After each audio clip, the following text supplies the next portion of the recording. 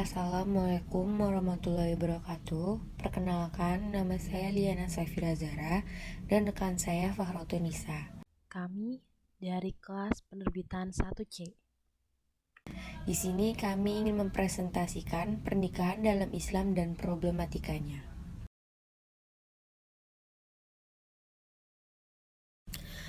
Pengertian pernikahan menurut bahasa yaitu nikah, berarti penggabungan dan pencampuran. Sedangkan menurut istilah syariat, nikah berarti akad antara pihak laki-laki dan wali perempuan yang karenanya hubungan badan menjadi halal.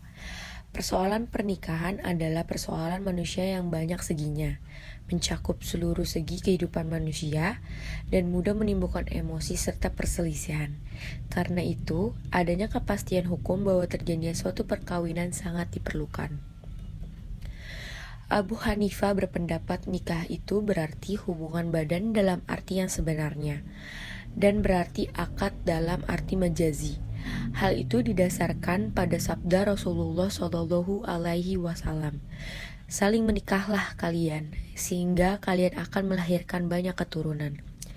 Dalil yang menjadi landasan pendapat pertama adalah ayat-ayat Al-Quran, bahwa kata nikah itu tidak diartikan kecuali akad, sebagaimana yang ditegaskan Az-Zamakhsyari dalam kitabnya pada awal surat An-Nur. Namun, hal itu bertolak belakang dengan firman Allah dalam surat Al-Baqarah ayat 230. Kemudian, jika si suami mentalaknya sesudah talak kedua, maka perempuan itu tidak halal lagi baginya hingga dia kawin dengan suami yang lain. Kemudian, jika suami yang lain itu menceraikannya, maka tidak ada dosa bagi keduanya, bekas suami pertama dan istri, untuk kawin kembali jika keduanya berpendapat akan dapat menjalankan hukum-hukum Allah. Itulah hukum-hukum Allah, diterangkannya kepada kaum yang mau mengetahui. Quran Surat Al-Baqarah ayat 230. Segi-segi pernikahan dalam Islam. Yang pertama, segi ibadah perkawinan menurut agama Islam. Mempunyai unsur-unsur ibadah. Melaksanakan perkawinan berarti melaksanakan sebagian dari ibadah, dan berarti pula telah menyempurnakan sebagian dari agama. Yang kedua, ada segi hukum perkawinan menurut yang disyariatkan agama Islam. Menurut suatu perjanjian yang kuat, sebagaimana firman Allah dalam surat An-Nisa ayat 21, yang artinya, bagaimana kamu mengambil harta yang telah kamu berikan kepada bekas istrimu, padahal sebagian kamu telah bercampur atau bergaul dengan yang lain sebagai suami istri, dan mereka istri-istri telah mengambil dari kamu janji yang kuat. Quran Surat An-Nisa ayat 21. Sebagai perjanjian, perkawinan mempunyai beberapa sifat. Yang pertama, perkawinan tidak dapat dilangsungkan tanpa persetujuan dari pihak-pihak yang berkepentingan dengan perkawinan itu. Yang kedua, akibat perkawinan, masing-masing pihak yang berkepentingan dengan perkawinan itu terikat oleh hak-hak dan kewajiban-kewajiban. Ditentukan persyaratan berpoligami bagi suami-suami yang hendak melakukannya. Yang ketiga, ketentuan-ketentuan dalam persetujuan itu dapat dirubah sesuai dengan persetujuan masing-masing pihak, asalkan tidak melanggar batas-batas yang ditentukan oleh agama. Sebagai perjanjian, perkawinan mempunyai beberapa sifat. Yang pertama, perkawinan tidak dapat dilangsungkan tanpa persetujuan dari pihak-pihak yang berkepentingan dengan perkawinan itu. Yang kedua, akibat perkawinan, masing-masing pihak yang berkepentingan dengan perkawinan itu terikat oleh hak-hak dan kewajiban. Ditentukan persyaratan berpoligami bagi suami-suami yang hendak melakukannya. Yang ketiga, ketentuan-ketentuan dalam persetujuan itu dapat dirubah sesuai dengan persetujuan masing-masing pihak, asalkan tidak melanggar batas-batas yang ditentukan oleh agama. Nah, yang ketiga, segi sosial hukum Islam memberikan kedudukan sosial yang tinggi kepada wanita atau istri setelah dilakukannya perkawinan. Ialah dengan adanya persyaratan bagi seorang suami yang kawin lagi dengan istrinya yang lain. Tidak boleh seorang suami mempunyai istri lebih dari 4. Adanya ketentuan hak dan kewajiban suami istri dan istri dalam rumah tangga dan sebagainya. Perkawinan bertujuan membentuk keluarga yang diliputi rasa saling mencintai dan rasa kasih sayang antara sesama anggota keluarga. Karena itu, Rasulullah Shallallahu Alaihi Wasallam melarang korohiban, hidup menyendiri dengan tidak kawin-kawin, yang menyebabkan hilangnya keturunan keluarga dan melenyapkan umatnya.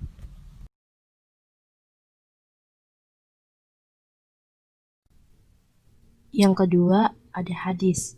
Dalam hadis atau sunnah, ada beberapa yang menjadi dasar hukum pernikahan. Salah satunya yakni wanita dinikahi karena 4 perkara, yaitu karena hartanya, keturunannya, kecantikannya, dan karena agamanya. Maka dapatkanlah wanita yang beragama, niscaya kamu akan beruntung. Hadis riwayat Bukhari dan Muslim.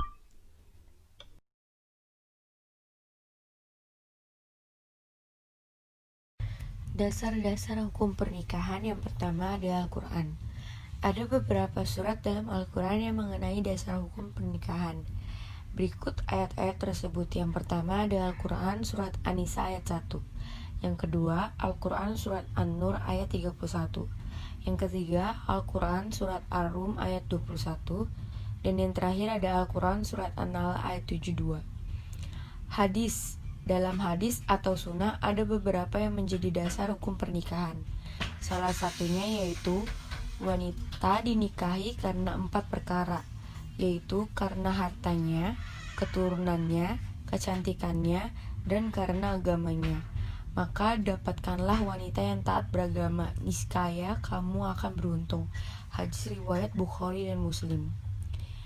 Syarat pernikahan. Di dalam Undang-Undang Nomor 1 Tahun 1974 tentang perkawinan telah menetapkan syarat-syarat perkawinan yang telah diatur dalam pasal 6 sampai dengan pasal 12. Dalam pasal 6 Undang-Undang Nomor 1 Tahun 1974 tentang perkawinan menyebutkan syarat perkawinan diantaranya adalah perkawinan harus didasarkan atas persetujuan kedua calon. Yang kedua, di bawah umur 21 harus mendapatkan izin orang tua. Yang ketiga, pasal ini cukup diperoleh dari orang tua yang masih hidup atau dari orang tua yang mampu menyatakan kehendaknya. Yang keempat, wali orang yang memelihara atau keluarga yang mempunyai hubungan darah dalam garis keturunan. Yang kelima, dalam hal perbedaan pendapat antara orang-orang yang dalam ayat 2, 3, dan 4 pasal ini atau salah seorang atau di antara mereka tidak menyatakan pendapatnya, maka pengadilan dalam daerah hukum tempat tinggal orang yang melangsungkan perkawinan atas permintaan orang yang tersebut memberikan izin setelah lebih dahulu mendengarkan orang-orang tersebut dalam ayat 2, 3, dan 4 dalam pasal ini.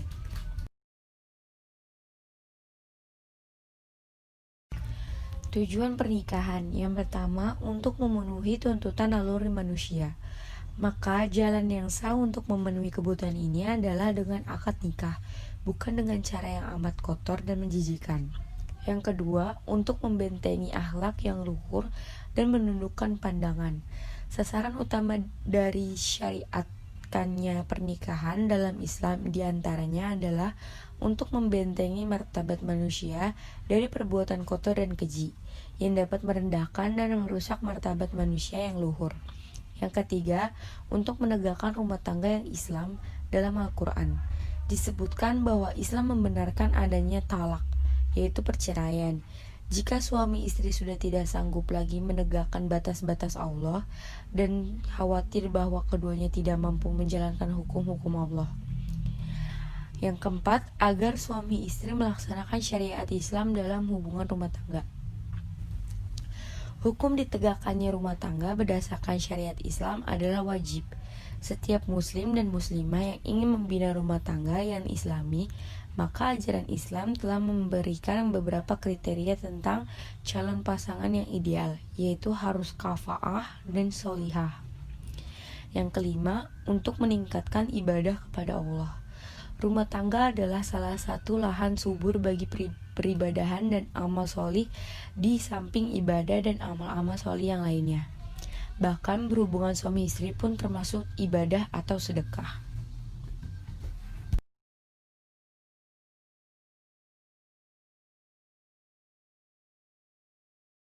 Kafa'ah menurut konsep Islam, pengaruh buruk materialisme telah banyak menimpa orang tua.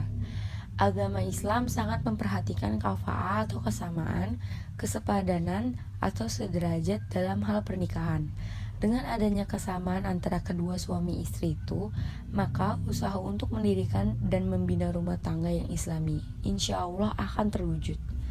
Menurut Al-Quran dan As-Sunnah yang sahih dan penjelasan para ulama bahwa di antara ciri-ciri wanita solihah ialah: pertama, taat kepada Allah dan Rasul-Nya. Yang kedua, taat dan menjaga kehormatan suami. Yang ketiga, menjaga sholat 5 waktu, melaksanakan puasa, dan menggunakan jilbab untuk menutup aurat. Yang keempat, berakhlak mulia dan selalu menjaga lisan.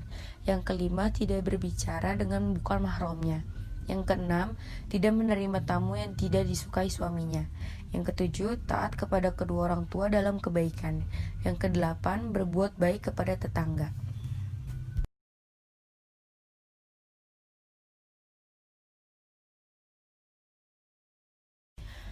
Rukun nikah. Rukun merupakan sesuatu yang harus ada yang menentukan sah atau tidaknya suatu perbuatan tersebut. Dan sesuatu tersebut termasuk dalam rangkaian pekerjaan seperti adanya calon mempelai laki-laki dan perempuan. Syarat adalah sesuatu yang harus dipenuhi untuk menentukan sah atau tidaknya suatu perbuatan itu. Tetapi sesuatu itu tidak termasuk dalam rangkaian pekerjaan itu. Seperti calon mempelai laki-laki dan calon mempelai perempuan yang harus beragama Islam. Menurut ulama Syafi'iyah, yang dimaksud dengan rukun perkawinan adalah keseluruhan yang secara langsung berkaitan dengan perkawinan beserta segala unsurnya. Sehingga rukun perkawinan adalah segala hal yang harus terwujud dalam suatu perkawinan.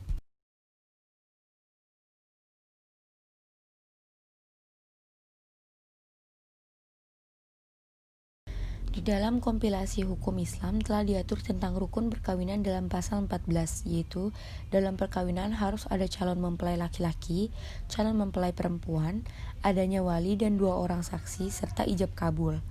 Calon mempelai laki-laki yaitu memiliki syarat-syarat sebagai berikut. 1. Laki-laki itu bukan muhrim dari calon istri. Yang kedua, atas kemauan sendiri atau tidak terpaksa. Yang ketiga, jelas orangnya. Yang keempat, tidak sedang melakukan ihram haji. Calon mempelai perempuan memiliki syarat-syarat sebagai berikut. Yang pertama, beragama Islam. Yang kedua, tidak ada halangan syara, yaitu tidak bersuami, bukan mahram, dan tidak dalam sedang idah. Yang ketiga, terang bahwa ia wanita, bukan kunsa, yaitu banci. Yang keempat, wanita itu tentu orangnya jelas. Yang kelima, tidak dipaksa, yaitu merdeka atas kemauan sendiri atau ikhtiar. Yang keenam, tidak sedang ihram atau haji ataupun umroh.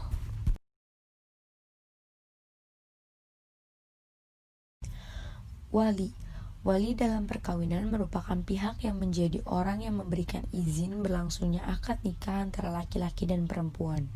Karena itu, wali menjadi salah satu rukun dalam perkawinan. Adapun syarat-syarat untuk menjadi wali nikah yaitu beragama Islam, balik atau sudah berumur 15 tahun, berakal, merdeka, seorang laki-laki, tidak dipaksa, dan tidak sedang ihram. Selanjutnya ada saksi. Saksi dalam akad nikah merupakan salah satu rukun yang harus dipenuhi di dalam perkawinan. Tujuan adanya saksi adalah untuk berhati-hati jika suatu hari ada salah satu pasangan suami istri yang menolak atau tidak mengakui perkawinan tersebut. Syarat-syarat untuk menjadi saksi dalam perkawinan yaitu adalah beragama Islam, balik atau sudah berumur 15 tahun, berakal, merdeka, seorang laki-laki, tidak dipaksa, dan tidak sedang ihram.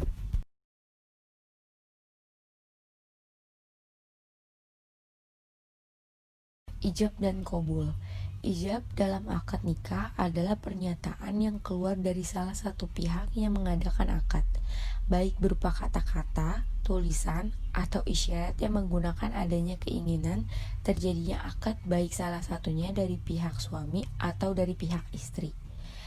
Beberapa syarat ijab dan qabul yaitu sikhat akad, yaitu lafal akad berbentuk kata kerja atau fiil, lafal yang jelas maknanya, adanya persamaan ijab dan qabul, ketersambungan qabul dengan ijab, tidak meralat ijab sebelum qabul, sihat akad ringkas, dan sihat akad untuk selamanya.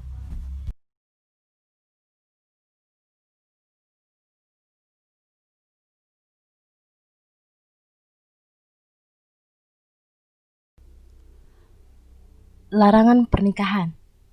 Di dalam pasal 8 Undang-Undang Nomor 1 Tahun 1974 tentang perkawinan menyebutkan perkawinan dilarang antara dua orang yang pertama, berhubungan darah dalam garis keturunan lurus ke bawah ataupun ke atas. Yang kedua, hubungan darah dalam garis keturunan menyamping, yaitu antar saudara, antara seseorang dengan saudara orang tua, dan antara seseorang dengan saudara neneknya. Yang ketiga, sehubungan semenda, yaitu mertua, anak tiri, menantu, dan bapak tiri. Yang keempat, sehubungan susuan, yaitu orang tua susuan, anak susuan, saudara susuan, dan bibi atau paman susuan. Yang kelima, sehubungan saudara dengan istri atau sebagai bibi atau kemenekan dalam istri. Dalam hal seseorang suami beristri lebih dari satu orang. Yang keenam, mempunyai hubungan yang oleh agamanya atau peraturan yang berlaku dilarang kawin. Pasal 8 Undang-Undang Nomor 1 Tahun 1974 tentang perkawinan di atas menjelaskan mengenai perkawinan yang tidak boleh dilaksanakan antara seorang yang memiliki hubungan yang disebutkan dalam pasal ini.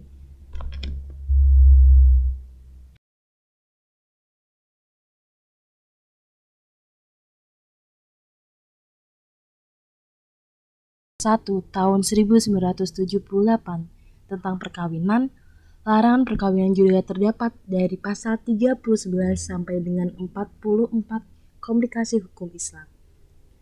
Di dalam pasal 39, komplikasi hukum Islam menyebutkan larangan perkawinan yang dilangsungkan antara seorang pria dengan seorang wanita disebabkan pertama, karena pertalian nasab. Poin A, dengan seorang wanita yang melahirkan atau yang menurunkannya atau keturunannya. B, dengan seorang wanita keturunan ayah dan ibu. C, dengan seorang wanita saudara yang melahirkannya. Nomor 2, karena pertalian kerabat semenda. Poin A, dengan seorang yang melahirkan istri atau bekas istrinya. Yang kedua, dengan seorang wanita bekas istri orang yang menurunkannya. C, dengan seorang wanita keturunan istri atau bekas istri kecuali putusnya hubungan perkawinan dengan bekas istrinya atau qabla dukhul. D, dengan seorang wanita bekas istrinya keturunannya.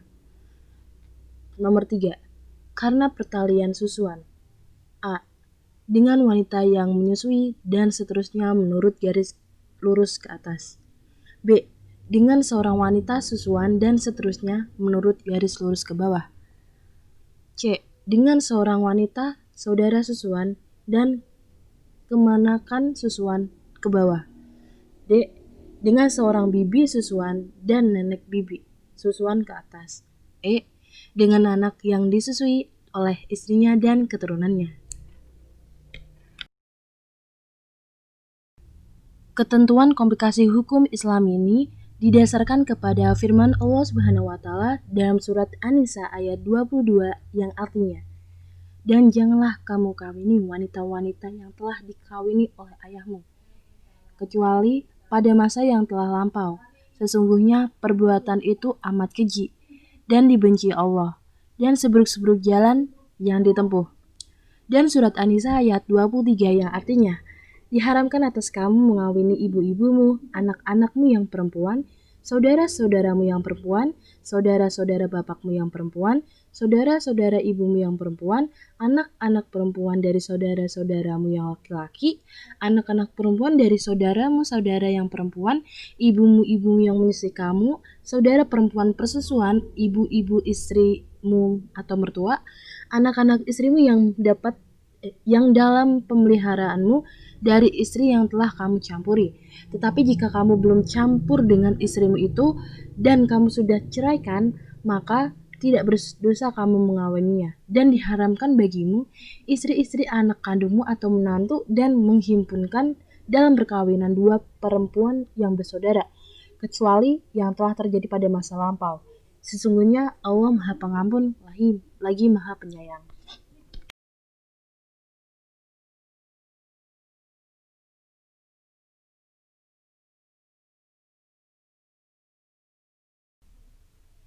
Anjuran pernikahan.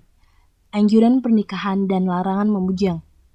Dalam firman Allah Subhanahu wa taala dari surat An-Nisa ayat 1 yang artinya, "Hai sekalian manusia, bertakwalah kepada Tuhanmu yang telah menciptakan kamu dari diri yang satu, dan daripadanya Allah menciptakan istrinya, dan daripada keduanya Allah memperkembangbiakan laki-laki dan perempuan yang banyak, dan bertakwalah kepada Allah, yang dengan mempergunakan namanya kamu saling meminta satu sama lain, dan perihalah hubungan silaturahmi. Sesungguhnya Allah selalu menjaga dan mengawasimu." Quran Surat An-Nisa ayat 1.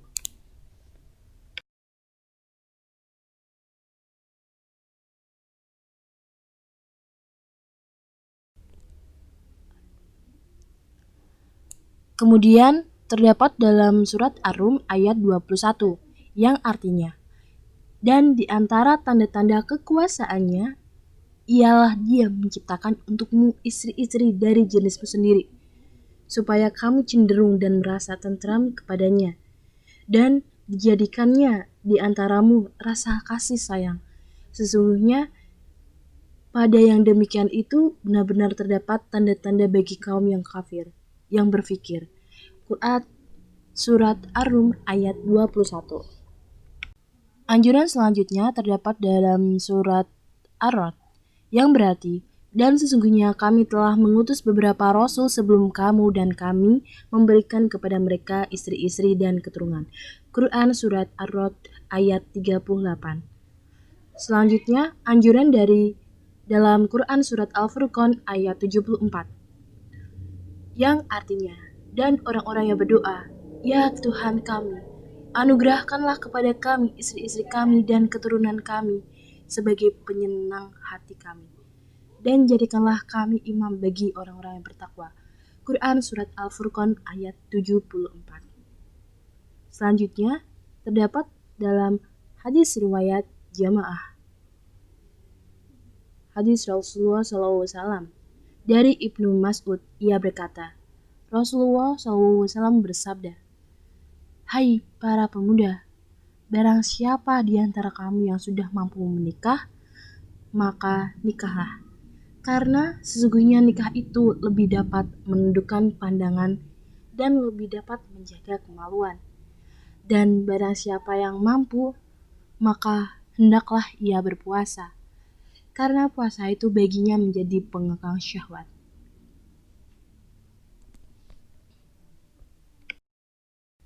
Kemudian dalam hadis riwayat Anas, dari Anas radhiyallahu an bahwasanya Rasulullah SAW telah bersabda, "Barang siapa yang Allah telah memberi rezeki kepadanya berupa istri yang solihah, berarti Allah telah menolongnya pada separuh agamanya.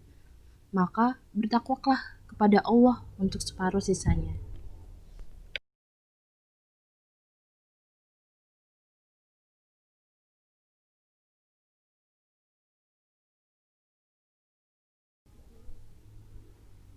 Perceraian atau talak.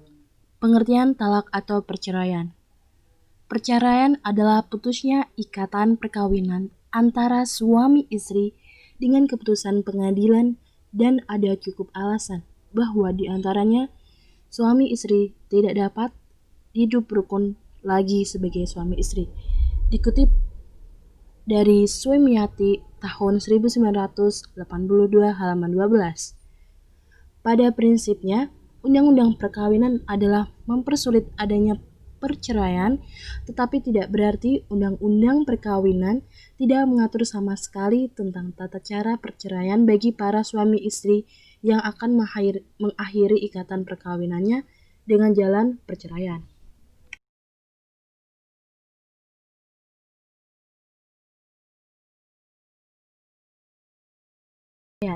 Pertama, jeleknya dalam memilih pasangan tanpa mengetahui dengan jelas agama dan akhlaknya. Kejelekan tersebut barulah terbongkar saat sudah menikah. Yang kedua, kurang memperhatikan agama dan hak Allah terutama dalam memperhatikan ibadah sholat. Termasuk dalam hal ini adalah kurang menjaga hal-hal yang dapat membentengi diri dari berbagai gangguan seperti zikir kepada Allah, membaca Al-Quran, sampai dibiarkannya suami istri terjerumus dalam dosa dan maksiat. Hingga dijadikan rutinitas ini juga disebabkan sebab terjadinya perceraian antara suami istri. Ketiga, jadi pecandu obat-obatan terlarang atau narkoba dan jadi pemabuk berat. Akhirnya dia berperilaku yang jelek pada pasangan ketika bergaul. Yang keempat, kurangnya tanggung jawab antara suami istri seperti suami yang meninggalkan tanggung jawab dalam rumah. Ia hanya mau sibuk kumpul-kumpul dengan teman, sibuk begadang, sering traveling tanpa ada hajat, hingga melalaikan hak-hak keluarganya. Kelima, sebagian pasangan suami istri sibuk terus dengan gawainya, kurangnya dalam memperhatikan hak pasangan, anak, dan keluarganya. Yang keenam, sibuk dengan medsos. Sibuk dengan medsos sampai kecanduan, juga sibuk menelusi berbagai situs web yang berisi kemungkaran. Berbagai medsos dan situs web tersebut bahkan punya dampak jelek pada akidah, perilaku, dan akhlak. Yang ketujuh, tidak harmonis hidup berumah tangga, tidak memperhatikan hak satu sama lain, hingga tidak bisa saling memahami dan bersepakat. Yang kedelapan, saling berburuk sangka satu sama lain dan cemburu berlebihan.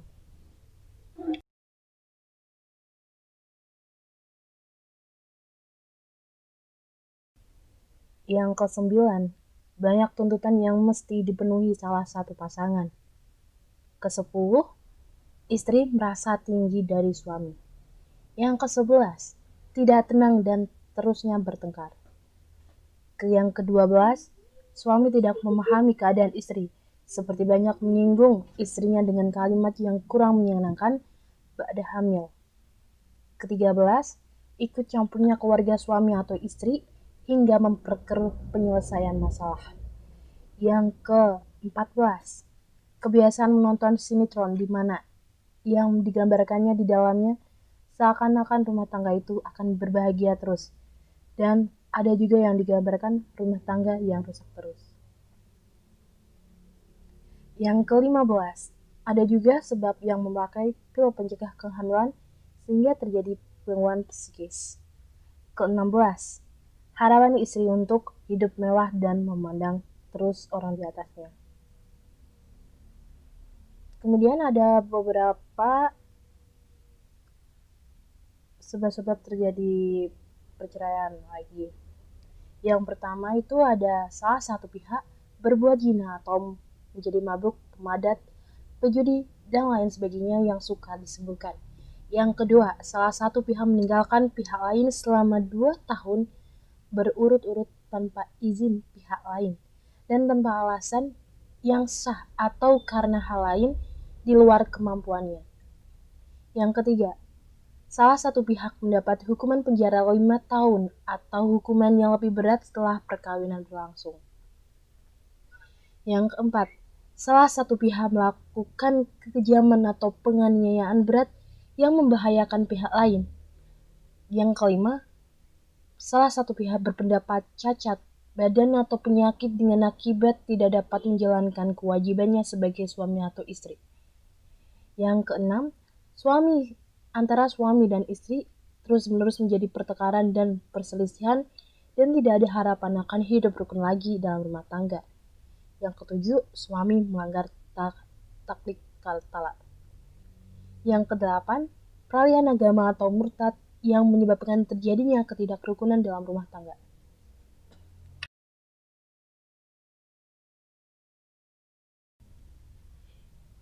Jalan keluar.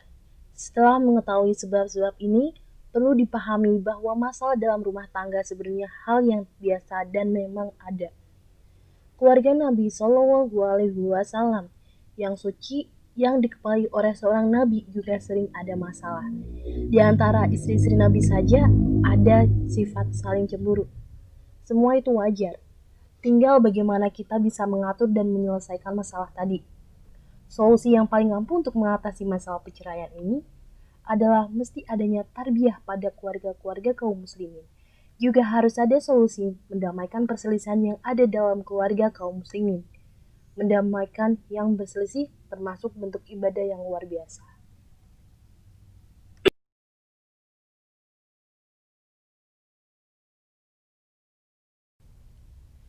Proses pemeriksaan perkara perceraian.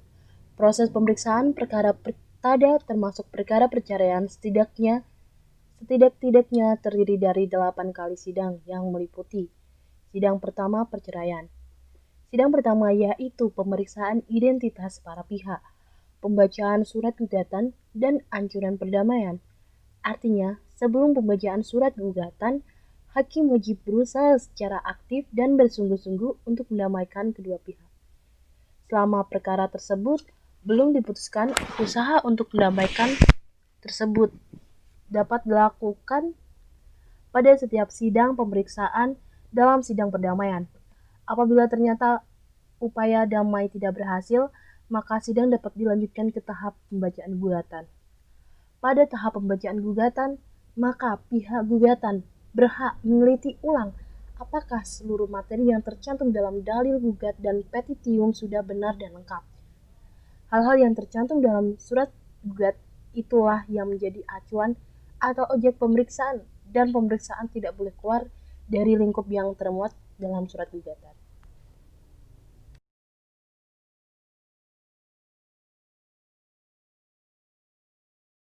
Sidang kedua perceraian. Sidang 2 dalam jawaban tergugat. Hal ini terjadi apabila tidak tercapai perdamaian pada tahap sidang pertama. Dalam jawaban tergugat, penyampaiannya dalam berupa pengakuan yang membenarkan isi dari gugatan penggugat baik secara keseluruhan maupun sebagian, dan dapat pula berupa bantahan atas isi gugatan disertai alasan-alasan, bahkan mengajukan gugatan rekonvensi atau gugatan balik. Sidang ketiga perceraian. Sidang 3 yaitu replik. Artinya bahwa penggugat dapat menegaskan kembali gugatannya yang disangkal oleh tergugat dan juga memperhatikan diri atas serangan-serangan oleh tergugat. Dalam hal ini, mungkin penggugat tetap mempertahankan gugatannya dan menambah keterangan yang dianggap perlu untuk memperjelas dalil-dalilnya, atau mungkin juga penggugat berubah sikap dengan membeberkan jawaban atau bantahan tergugat.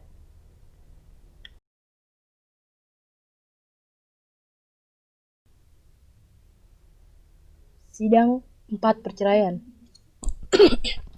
Sidang 4 yaitu duplik. Artinya, merupakan tahap bagi tergugat untuk menjelaskan kembali jawabannya yang disangkal oleh penggugat.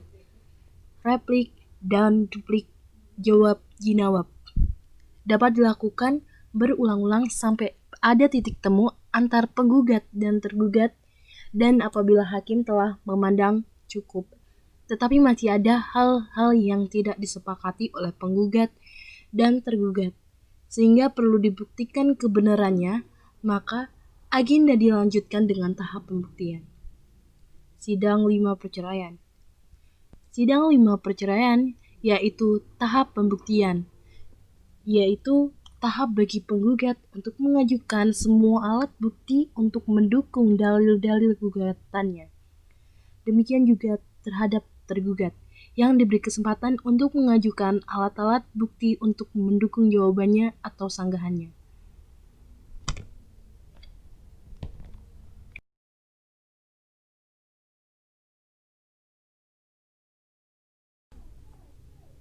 Sidang 6 perceraian. Sidang 6 yaitu kesimpulan akhir dari para pihak. Pada tahap ini, baik penggugat maupun tergugat diberikan kesempatan yang sama untuk mengajukan pendapat akhir tentang hasil pemeriksaan selama sidang berlangsung, menurut pendapat masing-masing. Sidang 7 perceraian. Sidang 7 yaitu tahap putusan. Dalam tahap ini, hakim merumuskan duduk perkara dan pertimbangan hukum.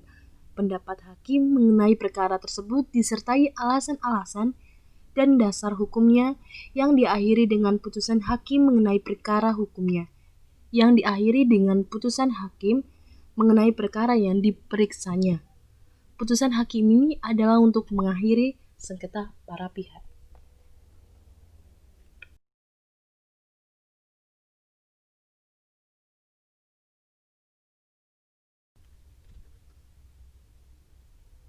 Demikian isi presentasi kami kali ini.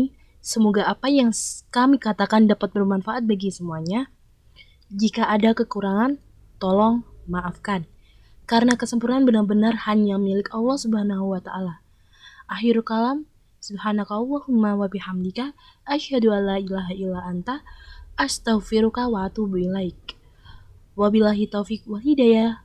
Wassalamualaikum warahmatullahi wabarakatuh. Saya Farotunisa dan rekan saya Liana Safira Zahra undur diri. Wassalamualaikum warahmatullahi wabarakatuh.